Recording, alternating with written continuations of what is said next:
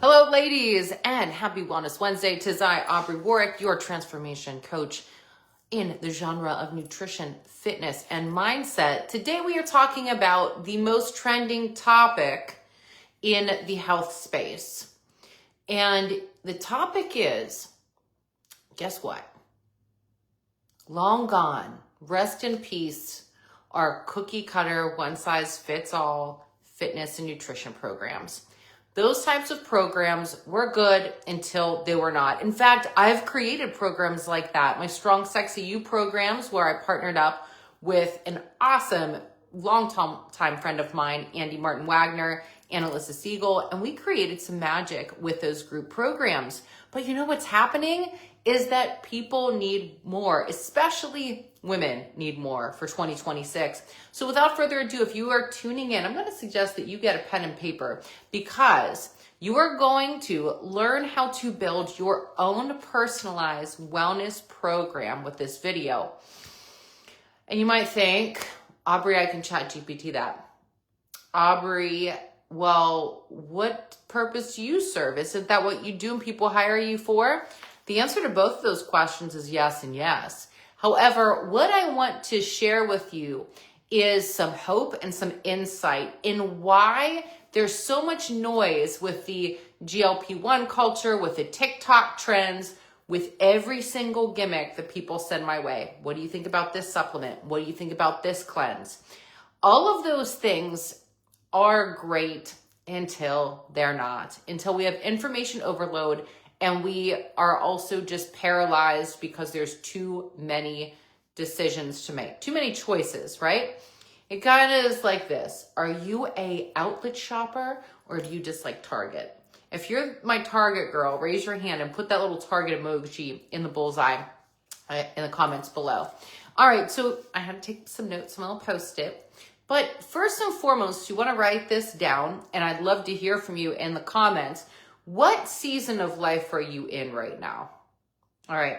If you're in your 30s, 40s, 50s, 60s, 70s, wherever you are, and hey, I don't want to exclude my 20-year-olds, but right now I don't have a lot of 20-year-olds that are like messaging me for transformations.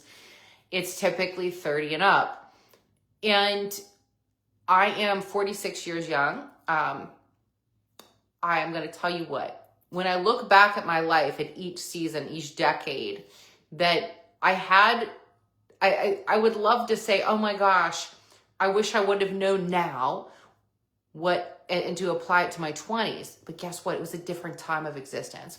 So what season of your life are you in? Are you in a place that you have high stress? And I want you to list out what that stress is. So we want to make sure that we are really clear and honest with ourselves to give ourselves grace. But my friends, there's a fine line between giving yourself grace and allowing your facts to become an excuse.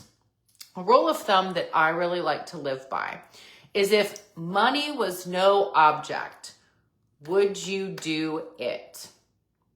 Would you take the trip? Would you go on the date? Would you buy the wellness program if money was no object?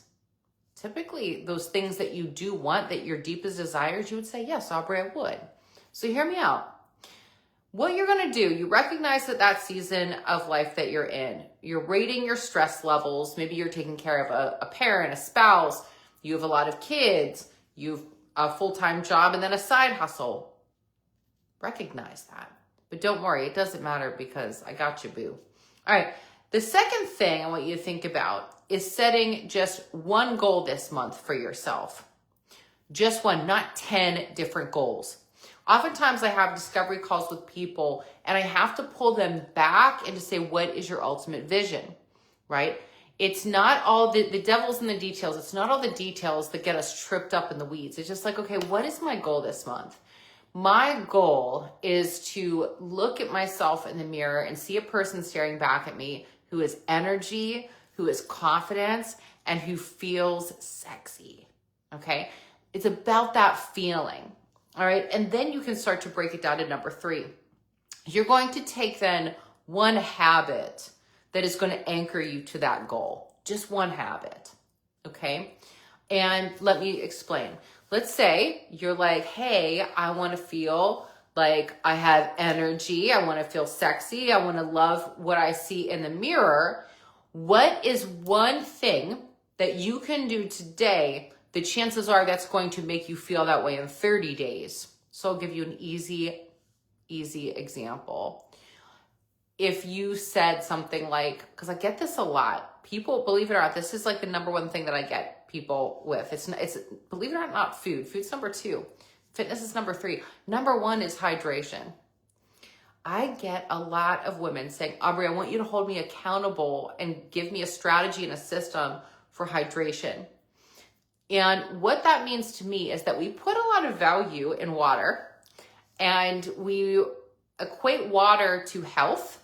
We equate being hydrated to having good skin, to having a better metabolism, to flush out toxins. Water is kind of a big deal, but not all water is created equal. So I would say, if maybe hydration is going to say like, yeah, that's going to help me feel like I'm showing up for myself for that goal, then what you need to do is develop your water habit, but you have to anchor it to something that you're already doing. All right. So you need to look at your life. And this next point I want to make just dovetails right into it, is you want to audit your lifestyle.